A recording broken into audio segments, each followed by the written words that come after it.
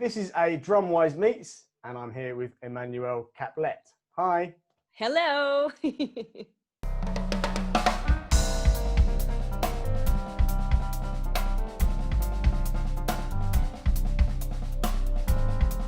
So, my first question for you is your normal equipment, you know, in a normal scenario, which we're not in right now, let's face it, but what do you normally use for gigging? Normally, I really like to use small setup, like just, of course, I play sono drums, like a 20-inch kick, 14 snare, tom 10, floor tom, just one floor tom normally, 14-inch. And I use all HHX series by Sabian, all the cymbals. Here it's like in my studio it's bigger, but like one or two crashes, 17, 18, yeah, crash, ride 21, the groove ride, I like this one, and the groove hat on the hi-hat, 14-inch. This is my normal setup with Evans heads, of course, and yeah, Vic 6, Jojo Mayer. Oh yeah. My mug. Yeah, have a good sip, taste. Yeah, so this is my normal setup.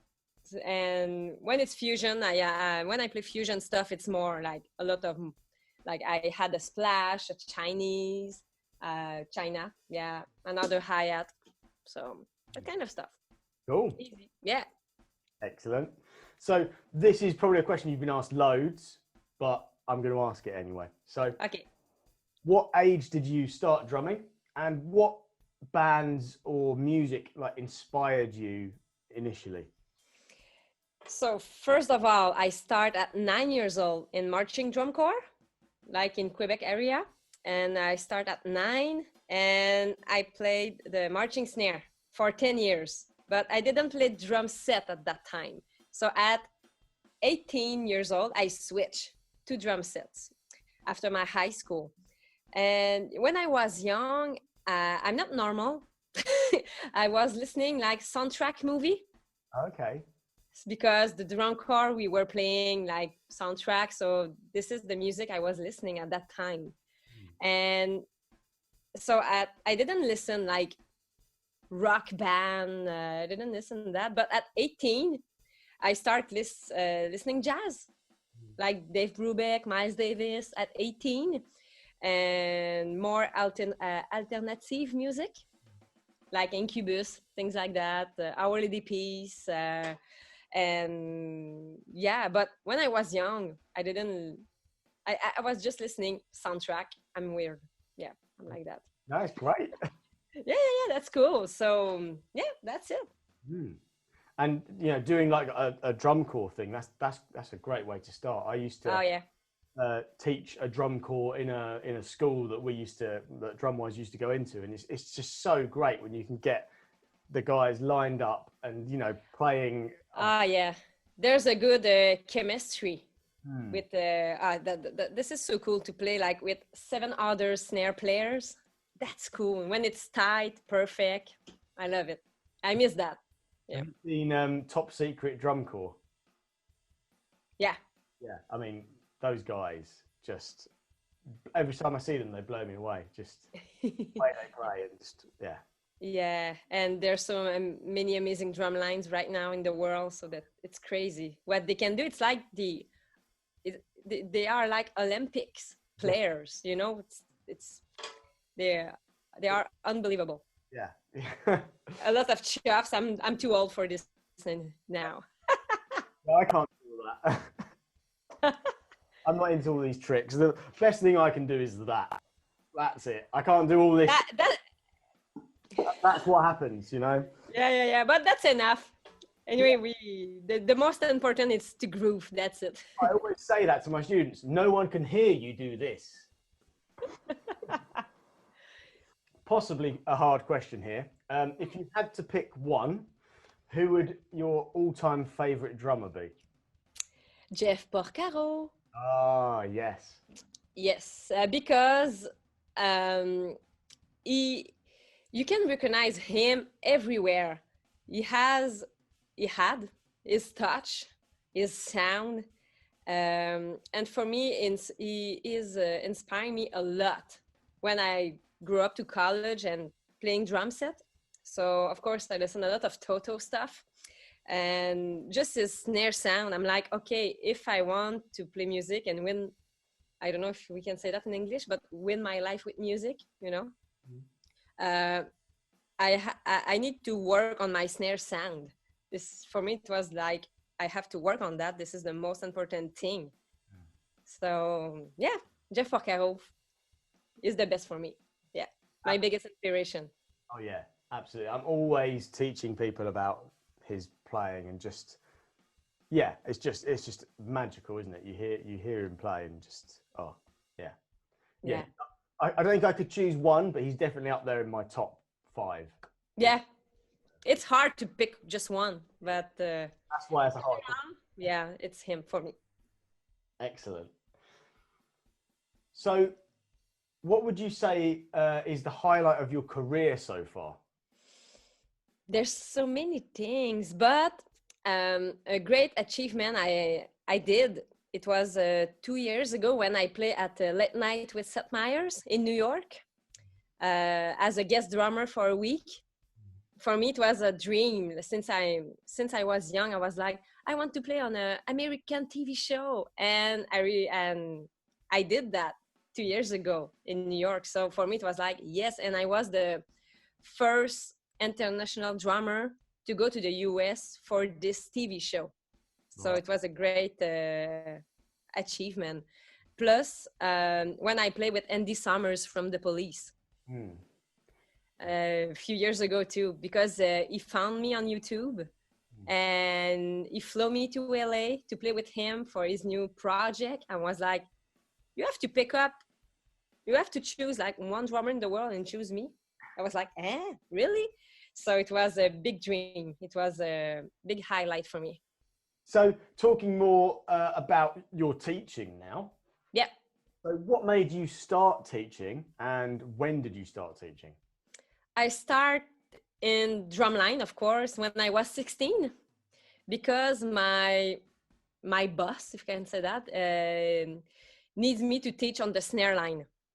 So I was 16 and I teach to like 18, 19 people. So I was younger, and it was great to teach. But at that time, my pedagogy wasn't really good if we compare to today. But I really enjoy it because I like when the students are able, you know, to succeed, to improve themselves as a snare player or drummer. And yes, 16, and then I start drum set at 18 to teach. So I start drum set at 18, but I teach at 18. The beginners, of course, at that time, years ago. Yeah, and for me, it's I like teaching because I like to share. You know, I like just I love human things. You know, I love to share with people my knowledge, and that's it, sharing. Yeah. Oh, yeah. Similar to me as well. I started teaching when I was about 18. So yeah, nice.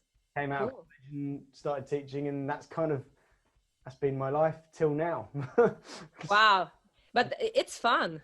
It's fun. I'm not like a frustrated drummer that I didn't gig and I teach finally. No, it's not that. I do both. Concerts, drum clinics, whatever, masterclass studio, recording, but I need to teach too. Yeah. It's fun. Yeah. And it's great as well when you've got a studio at home and you can just walk out of your house 5 steps and you're at work, you know. Yeah, that's amazing. Yeah, and that, you know, to have my studio in my garage at home, this is another dream. Yeah, exactly. That's so cool. Yeah. Much better than just like sitting in traffic in the car and then going to the office. No, I wouldn't want that. Nah, I'm done with that. What do you find that your students struggle most with? Because there's so many different things my students struggle with, but like, is there anything like specific that you find that most people find difficult? Yeah, the people wants to see me for for teaching. The difficulties I see, there's a lot of their hand technique. Like they are often really stiff. And the thing I want to do with them is just to give them the tricks to be relaxed, fluid, to understand the bounce, the rebound on the drums. So for me, this is my job. They are there and they are very stiff, like this. But me, it's like, no, just do it smooth. So this is when people comes to see me, it's for that normally. Yeah. That's literally what I was doing in my lesson before speaking to you. Just get rebound and just getting. He's only like, I don't know, let's say he's like 13, but it's trying to get him to just embrace that rebound of the sticks. Yeah. They don't let the stick naturally do what it wants to do, and they're like, instead of like and this is so smooth, and they have difficulties with their speed. So I'm just trying to give them good advices to, speed up. How do you motivate your students to practice? I mean, this question again is a slightly strange one. I find that I've got students that practice absolutely loads, but then I've got other ones that have got real talent, but they just won't practice because for whatever reason.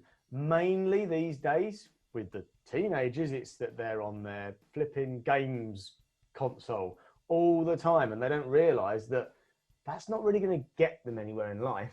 Whereas practicing this may get them somewhere in life. So how do you kind of motivate your students to kind of realize that that's actually a thing? It's a good question. It depends of each student. It's never the same. But especially students, normally they don't like to practice with a metronome. So I'm like, okay, come on, just play with a song you like. Often it's on time, of course, on a click. So I'm like, okay, you should practice with that song. And I'll show them, okay, if you play this exercise slowly, but you are able to play faster like that. So I play very fast and they are like, oh, okay, I will practice. Or this is the trick I gave to them. But and I'm like, you are so young, it's time to practice, because when you grew up, we don't practice as much as we did when we were young, Other things get in the way. Yeah. Absolutely. And what sort of person do you think it takes to be a good drum teacher? I think to be a good teacher, you have to be patient, and you have to be you have to be able to explain what you play, because there's so many good and amazing drummers all around the world. They play fast, so blah blah blah. They are able to play all what I do with their left hand, blah, blah, blah, blah, but they are not able to explain what they play. So it's important as a teacher to be able to explain details slowly, and of course to have a good pedagogy, So for me, this is it. And of course, to do it with passion. Yeah. If you are there and just, do it, blah, blah, blah, blah, blah. Yeah, easy like that. It's not fun. Yeah. So cool. This is my opinion. Yeah.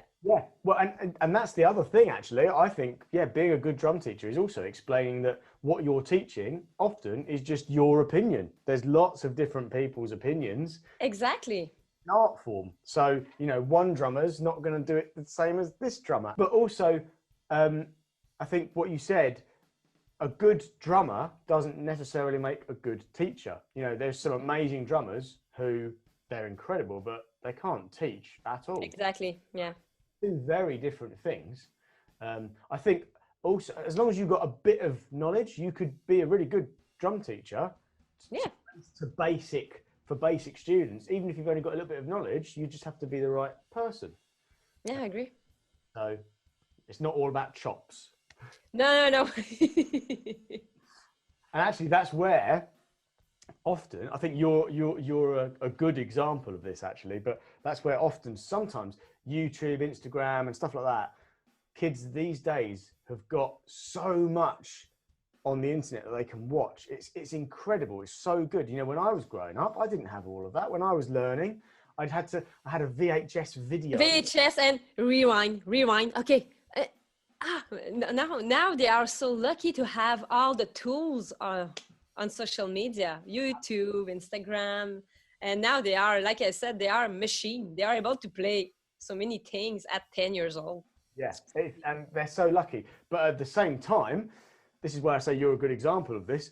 There's some great stuff on YouTube. So your educational videos that I've seen are brilliant. You explain things really nicely. But then there's other stuff, unfortunately, that people watch and they come in and they go, I was watching this guy, not mentioning any names, and he was like, you know, his drumsticks were on fire and he was like bouncing a basketball. You may know who I'm talking about. And like, I want to do that. I'm like, but that's not playing drums. Like, that's not groove. Like, that's not groove, exactly. So, yeah. The thing is, they are able to chops often. So many young people, teenagers, or whatever, adults, they are like able to play. But when play me a backbeat, nothing happened. Yeah. They groove like a Casio piano, electronic stuff in the 80s, you know. Tick, tick, tack, tick, tick, tick, tack. Where's the feel? No feel, you know. Yeah, exactly. Yeah. But just as I said there, check out Emmanuelle's stuff on YouTube because it's really good. Thank you. Where are we? So what do you find rewarding about teaching drums? You kind of already said that earlier, I suppose. The thing I like as a teacher is when the students succeed. You know, they are able to play what I just teach, and they are proud of them. For me, it's like, oh yeah, I show them the right thing, I think, and they are able to play, and they are very motivated to come back and have a lesson. So for me, it's like good. Or when they come to see me, I have a hard time with this fields and I have a show next week. Would you explain to me? Okay, blah, blah, blah. And they call me after their show or the day after their show. And Emmanuelle, I got the feels. Thank you very much for the tips. And so I'm like, yay, that's perfect. So for me, it makes me happy, very happy. Nice. Simple. So what are your hobbies away from drumming? There's so many things, of course. But honestly, I like sports. Okay, so I do my jogging.